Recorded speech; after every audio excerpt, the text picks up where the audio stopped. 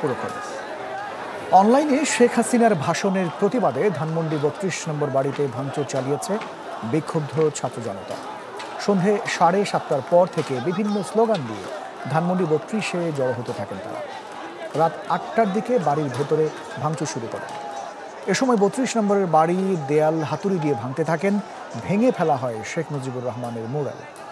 এক পর্যায়ে দ্বিতীয় তলায় দেয়া হয় আগুন। বিক্ষুব্ধ শিক্ষার্থীরা বলছেন, ছাত্র জনতা হত্যাকারী ফ্যাসিবাদীর চিহ্ন দেশের মাটিতে রাখা হবে না। এর আগে সামাজিক যোগাযোগ মাধ্যমে ধানমন্ডির অভিমুখে বুলডোজার মিছিলের ডাক দেয় ২৪-এর বিপ্লবী ছাত্র জনতা।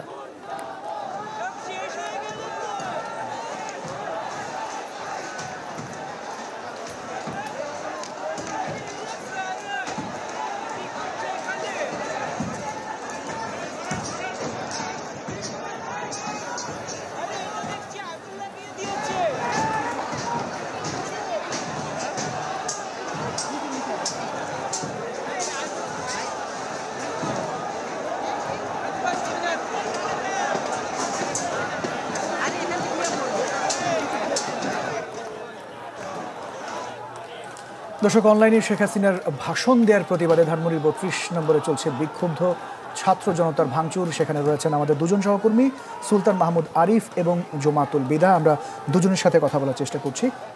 জি, আমরা আরিফের কাছে একটু জানতে চাই এখনকার পরিস্থিতি। এখনো ভাঙচুর আমরা দেখতেই পাচ্ছি, সব মিলিয়ে আমরা জানতে চাই এখন কি অবস্থা।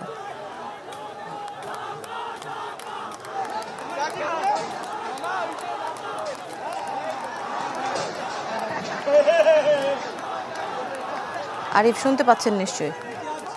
ঠিক অনলাইনে যে ঘোষণাটা দেওয়া হয়েছে ছাত্রলীগের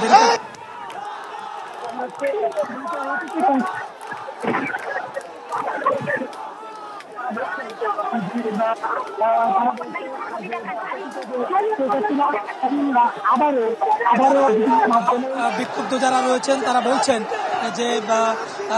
বলছেন যে পতিত যে শেখ হাসিনা তিনি আবারও বিভিন্ন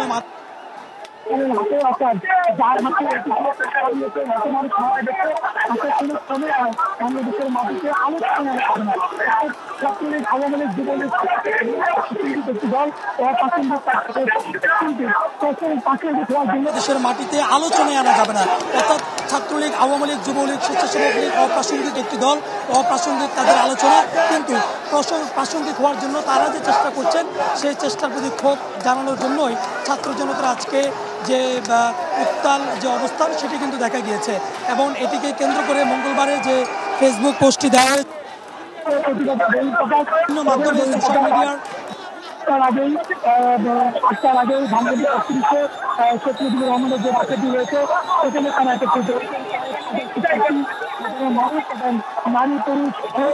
আগেই ধানমন্ডি ৩২-এ শেখ মুজিবুর রহমানের যে বাসাটি রয়েছে সেখানে তারা একত্রিত হয়েছেন। কয়েক হাজার শিক্ষার্থী, সাধারণ মানুষ এবং নারী পুরুষ অনেকেই কিন্তু এখানে একত্রিত হয়েছে। হওয়ার পরে আমরা দেখেছি তারা তাদের ক্ষোভের বহিঃপ্রকাশ স্বরূপ এখানে ধানমন্ডি ৩২-এ যে বাসা রয়েছে সেখানে একটি বাসায় তারা আগুন ধরে দিয়েছেন এবং সামনের যে বাসাটি রয়েছে সেই বাসাটিতে তারা ভাঙচুর চালিয়েছেন। এবং তারা বলছেন যে তারা চেষ্টা করছেন মূলত ভবনগুলো ভেঙে দেওয়ার তারা চেষ্টা করছেন এবং কয়েকটি জায়গায় তারা ইতিমধ্যে ভেঙে ফেলেছেন এবং দেখতে পাচ্ছেন যে তারা আসলে পুরো ভবনটিকেই ধসিয়ে দেওয়ার জন্য যে চেষ্টা সেই চেষ্টাটি তারা করছেন এবং এক পাশে আগুন ধরিয়ে দিয়েছেন এবং অন্য পাশে সেটিকে ভেঙে ফেলার চেষ্টা করছেন। এবং বিক্ষুব্ধ ছাত্র জনতা তথা বিক্ষুব্ধকারী যারা রয়েছেন তারা বলছেন যে তারা মূলত তাদের যে ক্ষোভটি সেই ক্ষোভটি প্রকাশ করছেন। তারা বলছেন যতবারই শেখ হাসিনা। সুলতান মাহমুদ আরিফকে